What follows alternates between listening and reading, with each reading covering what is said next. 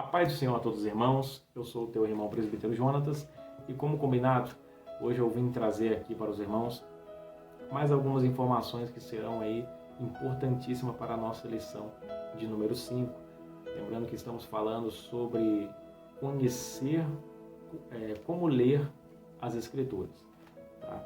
E falando sobre essa questão de como ler, nós falamos na aula passada, na lição passada, sobre a hermenêutica, que significa uma definição sobre a hermenêutica, que significa a arte de interpretação de texto, tá? Ou a ciência de interpretação, tá? Como você achar melhor. Mas nós sabemos que a hermenêutica não é uma doutrina bíblica, é um recurso que nós temos, vamos dizer que são os óculos que nós utilizamos para ler a Bíblia, para assim entender. Tá? São os óculos interpretativos que nós usamos, que é a hermenêutica, a exegese e a exegese que nós temos. Tá?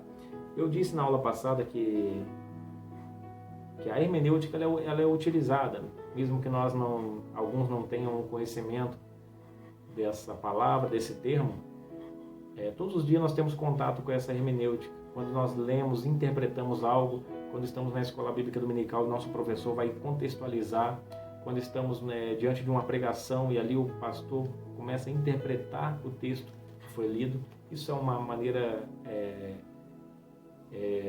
de interpretar, é uma maneira hermenêutica de se pregar, tá bom? Então nós estamos diante de uma coisa que é natural para nós, apenas não conhecíamos o termo. Exegese nós falamos que é tirar do texto, aquilo que está no texto, ou buscar no texto, buscar tirar do texto o sentido original do texto, aquilo que é imprescindível para nós tirarmos do texto.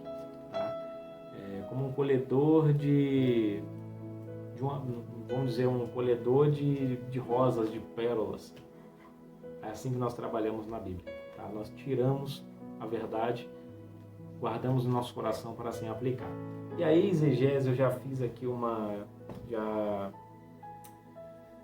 já fiz uma advertência aqui aos irmãos na aula passada, que a exegese já não tem muito proveito para nós. Porque a Bíblia ela é infalível, inerrante, nós já falamos sobre isso, é a palavra de Deus. Então não contém erro nela. Tá? A Bíblia ela só serve para se tirar. Agora, colocar não se serve para colocar. Não se serve para colocar, porque a exegese é o pensamento do autor em cima de um texto. Muitas das vezes um texto que não tem explicação, alguém vai e dá uma explicação de acordo com a sua mente. Isso é uma exegese e para nós não é válida, tá bom? Porque nós entendemos que quando a Bíblia se cala, ela se cala e eu devo me calar também. E isso depois de ter buscado todo o texto, ter estudado, ter buscado comentários, contexto, traduções, etc. Depois de ter feito tudo isso, não encontramos uma resposta plausível, entendemos que esse texto está fechado. Amém? Então não cabe a mim colocar o meu pensamento. Isso é uma exegese e pode criar doutrinas. Como, por exemplo, assim nasceu a doutrina aí de igrejas homossexuais. Nós temos outras doutrinas que são utilizadas, que nós chamamos até de heresias. Heresias é tudo aquilo que não tem um respaldo bíblico. A pessoa vai e coloca simplesmente como regra em uma determinada religião e começa a praticar. Tá? Distorcem o texto ou criam algo que não está no texto e começam ali a praticar. Então isso é uma heresia, e a heresia mora justamente, ela dá-se início através de uma exegese, muitas das vezes. Tá? É uma exegese que traz uma heresia. Falar o que o texto não está falando através daquilo que eu penso, como por exemplo nós temos aqui algo muito, muito simples, quando nós olhamos para Jonatas e Davi. Nós sabemos que Jonas e Davi tem um momento no texto que fala que o amor de Jonas para Davi era mais do que para com a mulher. Então fala de um amor puro, um amor muito forte que havia ali, uma amizade muito grande que havia entre esses dois. Agora alguém já olhou para esse texto e disse que havia ali uma relação homoafetiva entre Jonatas e Davi. Aí eu digo para você, a exegese é algo que deve ser usado? Não. Porque há pessoas que pegaram esse texto e disseram, não, aqui, ó, Deus aprova a homossexualidade. Esse amor também é por Deus aprovado. E não é, irmãos. Tá? Isso é uma exegese. Se nós tirarmos do texto a verdade, nós vamos saber que isso é um amor puro. É um amor de amigo. Significa dizer que Jonatas e Davi confiavam mais neles, na amizade deles, do que na própria esposa que eles tinham. Tá bom? E isso, para eles naquele tempo, era algo natural, visto que a amizade era verdadeira e não era falsa. Tá? Então, avançando mais um pouco aqui, por que estudar a Bíblia? Porque simples. Porque a Bíblia é o único livro que nos revela a história de Deus. É no livro que revela a história de Deus. Então, nós já temos uma motivação muito grande para estudar a Bíblia. Porque é nela que nós iremos conhecer o nosso Deus. Tá, irmãos? E Oséias 4:6 vai dizer qual que é o problema da sociedade, desde aquele tempo, como a nossa sociedade hoje. Desde aquele tempo eles já tinham esse problema. Vai dizer em Oséias 4:6, o meu povo está sendo destruído, pois lhe falta o conhecimento, pelo fato de vocês, sacerdotes, rejeitarem o conhecimento. Também eu os rejeitarei. Ó, quando você rejeita o conhecimento de Deus, da sua palavra, você será rejeitado pelo próprio Deus. Você rejeita a palavra e a palavra te rejeita um dia. E aqui está falando, assim como vocês se esqueceram de mim, eu também me esquecerei de seus filhos. Então olha que perigo. Se você se esquecer hoje do Senhor, da sua palavra, quem vai sofrer é a sua descendência. Quem vai sofrer são aqueles que virão de ti, que virão de seus filhos. A sua descendência lá na frente que irá sofrer. Tá? O Senhor vai se esquecer deles porque você não passou o legado do conhecimento de Deus, do Deus verdadeiro para eles. Tá bom? Então é uma culpa que está sobre a nossa sociedade. Uma sociedade que não gosta, uma sociedade que prefere ouvir balela, ouvir coisas de pessoas, acreditar em qualquer um que fala, que diz que é a verdade, né, que são donos da verdade, acreditar em qualquer um do que ler a própria Bíblia, interpretá-la do jeito que deve ser interpretada e assim viver, praticar. Tá? Então, não delegue a sua missão para outras pessoas. Não delegue a sua responsabilidade para outra pessoa. Pegue você a tua Bíblia. Abra a sua Bíblia. Leia a sua Bíblia. Busque e ame a sua Bíblia. Tá? Deseje conhecer o Senhor. E assim você e a sua casa irão colher os frutos. E aqui nós temos Oséias 6:3, que vai dizer que essa busca ela não é fácil. Vai dizer que nós devemos conhecer o Senhor e prosseguir em conhecer o Senhor Deus. Porque, irmãos, como conhecer um Deus imensurável? Como conhecer um Deus ilimitado? Um Deus que é inalcançável, a gente não alcança. Nós não vamos alcançar o conhecimento pleno de Deus, porque é Deus e a complexidade que há nessa mente divina, irmãos. Como que nós iremos chegar até lá? Mas o que Deus quer é que nós, através da sua palavra, conheçamos o seu propósito, conheçamos os seus planos, tenhamos o amor e o zelo de conhecer como que ele agia, por que ele agia assim, como ele deseja que nós se comportemos. É isso que ele quer. É disso que se refere o texto. E eu estou para te dizer que quando chegarmos no céu, com o corpo transformado, nós vamos estar morando no céu 1000 anos. 1000 anos vai se passar e você vai ainda continuar dizendo: eu ainda estou conhecendo Deus, não conheci Deus. Vai se passar bilhões de anos e você ainda vai estar falando: estou conhecendo Deus, porque Deus não tem como se conhecer por completo. Tá? Deus é complexo por natureza. Mas enfim, o que Deus quer de nós é olhar para a terra e ver a nossa busca, ver o nosso esforço em conhecê-lo. Que é isso que vai fazer a diferença para a nossa família, para os nossos filhos. Amém? Então, avançando aqui mais um pouco, segundo ponto. Por que estudar a Bíblia? Porque quando nós olhamos para a Bíblia, nós buscamos Deus na Bíblia, nós se encontramos. Isso é forte. Quando você busca Deus na Bíblia, você acaba se encontrando. Quem você era, você começa a perceber o quanto você ainda precisa mudar. Você encontra quão frágil você é. Você encontra quão limitado, quão pecador, quão miserável eu e você somos. Isso é através da busca pelo próprio Deus.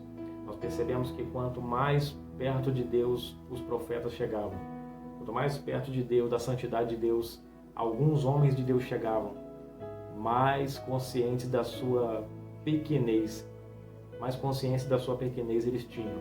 Nós vemos Paulo se aproximando de Deus e de repente ele olha e fala: miserável homem que sou, quem me livrará do corpo dessa morte? E Deus vai dizer: nenhuma condenação há para aqueles que estão em Cristo, que não andam segundo a carne, mas segundo o Espírito. Ou seja, então, quando você olha para a Bíblia, você entende, você se encontra nessa história. Você entende a sua missão através dessa história. O que você tem que fazer está aqui, irmãos. É só ler. É só você seguir. E através da Bíblia, o Senhor vai te dar ali a iluminação acerca do seu caminho que você deve percorrer. E através dela, Deus vai te dar a orientação de como você deve se comportar. Amém? Então, avançando mais um pouco. Agora, para que estudar a Bíblia? Agora que entra a questão que eu queria chegar aqui, que é primordial. Porque muitas das vezes, sempre que se fala em ler a Bíblia, alguns pensam: para que ler a Bíblia? E já pensam logo em pregar. Para pregar. Ler a Bíblia é para pregar. Ler a Bíblia é para dar aula. Tanto que tem pessoas que dão aula e só pegam a Bíblia quando vão dar aula. Eu vou dar aula nesse domingo, então agora eu vou estudar. E pegam para estudar. Sendo que a Bíblia, ela não foi feita apenas para pregar. Ela foi feita primeiro para fazer parte da minha vida. A maior motivação, irmãos, para que ler a Bíblia? Na realidade não é para pregar. Para pregar é uma consequência. Ler a Bíblia é para conhecer o nosso Deus. Eu já disse no início. Essa deve ser a maior motivação para nós lermos a Bíblia. Eu vou ler a Bíblia que eu quero conhecer o meu Deus. Eu vou ler a Bíblia que eu quero conhecer qual é a vontade de Deus para a minha vida. Qual que é o propósito que eu tenho diante de Deus? Qual que é o propósito que Ele tem comigo? E você vai lendo com essa motivação. Ler a Bíblia para conhecer o que é verdade. Ler a Bíblia para ter autoridade, para refutar heresias, para refutar tudo aquilo que é ilegal, que é errado. Tudo aquilo que precisa ser consertado para aconselhar alguém. Você precisa ter a palavra gravada na sua mente. E como isso? Lendo a Bíblia com esse amor. Não para pregar, não tendo uma motivação terrena, mas tendo uma motivação ali de conhecer o Senhor. Ler por prazer. Essa é a palavra correta. Então precisamos ler a Bíblia por prazer e não para fazer algo. Tá? Nós precisamos desenvolver isso. Tá bom? Porque se lermos a Bíblia apenas para pregar, por que estamos fazendo isso? Significa dizer então que se eu não pregar, eu não preciso pegar na Bíblia. Se eu não pregar, a Bíblia perde a sua relevância para mim. Se eu não pregar, eu não preciso viver o que nela está escrito. Então é algo que não faz sentido. Tá? A Bíblia é para ser vivida todos os dias da nossa vida. Por isso desenvolva o hábito do devocional, de pegar, separar um momento para orar e ler a Bíblia, só pelo prazer de ler e de conhecer ao Senhor Deus. E sempre que for orar, sempre que for ler a Bíblia, convoque o Espírito Santo para sentar do seu lado. Nós temos esse privilégio. Há autores que nós lemos seus livros e nunca vamos ter a oportunidade de pedir para ele sentar do nosso lado e nos explicar. Mas nós temos o Espírito Santo que inspirou todos os profetas, todos aqueles que escreveram a Bíblia. que está do nosso lado. É só pedir. Me ilumina. E Ele vai trazer iluminação sobre a nossa vida. Amém, irmãos? Então a maior motivação para ler a Bíblia não é para pregar, mas é para conhecer a Deus e conhecer a sua vontade. Amém? Para praticá-la, para aplicá-la dia após dia na nossa vida. Então, qual é a mensagem para o nosso tempo? Que é mais uma pergunta e a última pergunta. Irmãos, toda a Bíblia, ela tem uma mensagem só. É só uma mensagem que ela transmite. Tá? Nós precisamos entender isso. É por isso que você procurando no YouTube, você vai encontrar, se você pegando algumas Bíblias, traz esse laudo. Que se você pegar desde o Gênesis, vai dizer, do Gênesis ele é a semente da mulher. Você vai ver Cristo ali.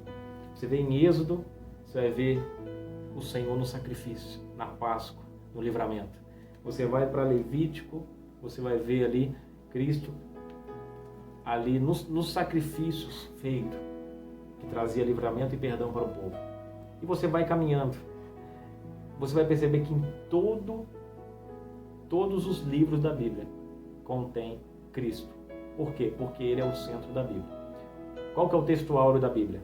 É João 3,16. Porque Deus amou o mundo de tal maneira que deu seu único Filho para que morresse, para que todo aquele que nele crê não pereça, mas tenha a vida eterna. Esse é o texto áureo da Bíblia. Então, pregador, um ponto aqui crucial. A sua mensagem pode começar em Ruth, mas ela tem que terminar em Cristo. Ela pode começar em Gênesis, falando de Abraão, tem que terminar em Cristo. Pode começar falando sobre José, tem que terminar em Cristo. Porque se não terminar, a sua mensagem foi incompleta. Você precisa entender isso. Por quê? Por que José foi do jeito que ele foi? Teve a participação de Deus. A gente tem que colocar isso na mensagem. Porque se você tira isso, você está dando ênfase apenas para o autor bíblico. Você está dando ênfase apenas ao personagem, apenas a José, apenas a Ruth, apenas a isso. Não. Deus. Onde está Deus? Procure sempre Deus na mensagem. Procure sempre Cristo na mensagem. Porque é onde Deus está que mora na realidade a maior ênfase da nossa mensagem, onde mora na realidade aquilo que nós precisamos. É aquilo que nós precisamos na mensagem. É onde Deus está. É o que Ele quer, o que Ele faz diante de algumas situações. Onde está Deus no momento do caos? É isso. Mas nós temos essa tendência de olhar mais para o homem do que para Deus. Nós olhamos para o autor bíblico, olhamos para Jó, por exemplo, olha que exemplo de tal, e começa a falar apenas de Jó. Mas onde estava Deus? Até o silêncio de Deus é poderoso. Então, irmãos, procure sempre. Começa falando de Jó, mas termina falando de Cristo. Começa falando de quem você quiser, mas entenda uma coisa, se a sua mensagem não terminar falando de Cristo, ela foi incompleta e essa mensagem é ineficaz, não vai trazer arrependimento, não vai trazer nada. Vai emocionar, mas não vai gerar arrependimento nem transformação de alma. Amém, irmãos? Eu tentei ser o mais objetivo possível, mas que Deus em Cristo abençoe a sua vida e o meu desejo é que a sua EBD seja cheia da presença do Espírito Santo e que o conhecimento, que a inspiração de Deus esteja sobre a sua vida. Amém? Deus abençoe a todos e até a próxima aula.